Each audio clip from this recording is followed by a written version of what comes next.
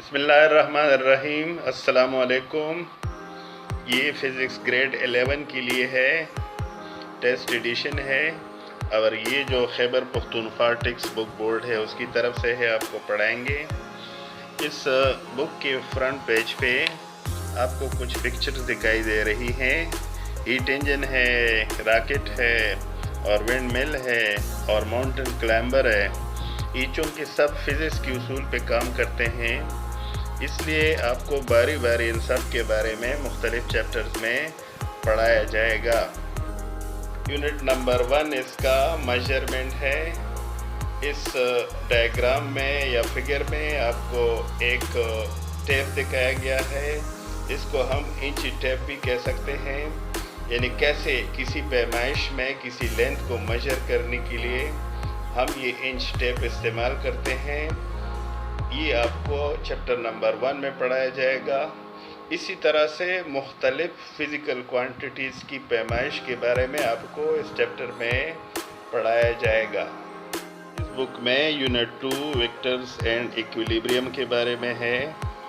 आपको एक crane machine दिखाई गई है, कैसी चीज़ों को उठाता है, वेक्टर्स की एप्लीकेशन कहाँ पे है इसमें, और इक्विलिब्रियम कैसे मेंटेन होता है, ये आपको इसमें बताया जाएगा। Unit number 3 forces and motion के बारे में है। आपको एक जेट दिखाया गया है, एक जहाज़ है, कैसे फोर्स लगाता है और कैसे हरकत करता है। मुख्तलिफ तरह के मोशंस और उस पर लगने वाली फोर्सेस के बारे में इस चैप्टर में आपको बताया जाएगा। फर्स्ट ईयर की इस बुक का अगला चैप्टर या यूनिट 4 है, वर्क एंड एनर्जी। इसमें आपको पढ़ाएंगे कि कैसे वर्क और एनर्जी आपस में कन्वर्टेबल है और इन दोनों में क्या फ़र्क है।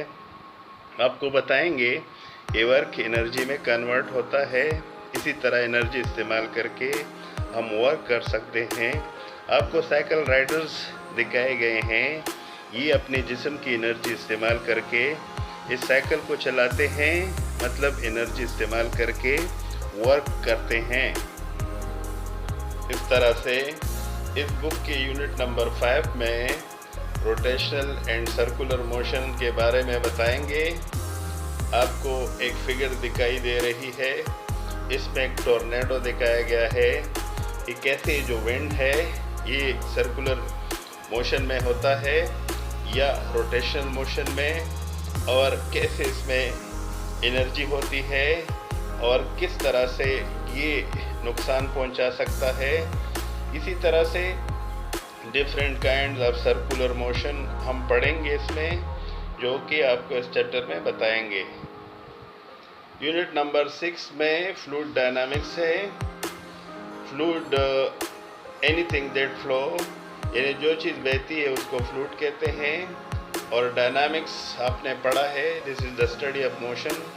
इसका मतलब जब फ्लूइड इन मोशन हो तो उससे हम क्या काम ले सकते हैं और उसका कहाँ कहाँ और कैसे इस्तेमाल है, ये हम इस यूनिट 6 में पढ़ेंगे। यूनिट 7 ऑसिलेशन है। You know a kind of motion, आपने पहले पढ़ा भी है कि जो मोशन है इसके डिफरेंट काइंड्स है, उसके एक काइंड में ऑसिलेशन भी है, इसको हम वाइब्रेटरी मोशन भी कहते हैं। आप इसमें डिफरेंट फिगर देख सकते हैं। एक फिगर में आपको एक सिंपल पेंडुलम दिखाया गया है, जो सबसे बड़ा और बेहतरीन एग्जाम्पल है ऑसिलेशन का।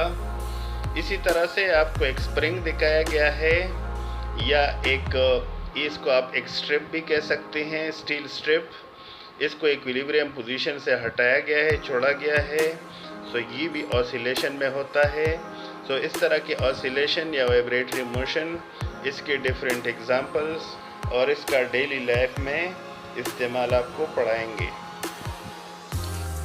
यूनिट 8 वेव्स के बारे में है। डिफरेंट काइंड्स ऑफ वेव्स आपको बताएंगे, उसके एग्जांपल, उसके डेली लाइफ में एप्लीकेशंस। आपको इस फिगर में एक डाइवर दिखाया गया है, इसको सर्फर भी कहते हैं, इस प्रोसेस को सर्फिंग कहते हैं।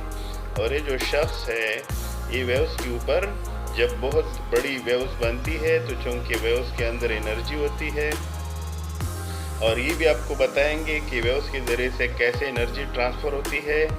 सो इस एनर्जी को इस्तेमाल करके ये जो सर्फर है ये पानी के ऊपर सर्फिंग करता है। आपको डिफरेंट काइंड्स ऑफ वेव्स भी बताएंगे इसमें, और मैकेनिकल वेव्स या इलेक्ट्रोमैग्नेटिक वेव्स, ये सब आपको इस चैप्टर में बताया जाएगा। Unit 9 physical optics. ऑप्टिक्स आपने पढ़ा होगा, this is the study of light. इस फिजिकल ऑप्टिक्स में हम डिफरेंट लाइट्स या डिफरेंट कलर्स के बारे में पढ़ेंगे। इसमें एक बटरफ्लाई दिखाया गया है और इसके डिफरेंट कलर्स दिखाए गए हैं। ये वाला कलर डिफरेंट है, ये कलर डिफरेंट है। कहते हैं इसके डिफरेंट कलर यानी लाइट जिस एंगल से पड़ती है उसी वजह से इस बटरफ्लाई का रंग भी बदलता है। सो हम डिफरेंट कलर्स के बारे में, लाइट के बारे में, उसकी वेवलेंथ, उसकी फ्रीक्वेंसी के बारे में, उसकी कैरेक्टरिस्टिक्स इस चैप्टर में पढ़ेंगे। इस बुक का यूनिट 10 या आखिरी चैप्टर थर्मोडायनामिक्स है। थर्म निकला है हीट से, यानी थर्मल से निकला है। डायनामिक्स आपको बता दिया, ये मोशन है। इस चैप्टर में आपको पढ़ाया जाएगा कि कैसे हीट या थर्मल का इस्तेमाल करके डिफरेंट ऑब्जेक्ट्स को हरकत दिया जाता है। जिस तरह इसमें एक हीट इंजन या डीजल इंजन दिखाया गया है, क्योंकि इसमें फ्यूल जलता है, फ्यूल के जलने से हीट पैदा होती है और हीट की वजह से मोशन पैदा होती है। इसलिए थर्मल रिलेटेड जो मोशन है उसको हम इस चैप्टर में पढ़ेंगे।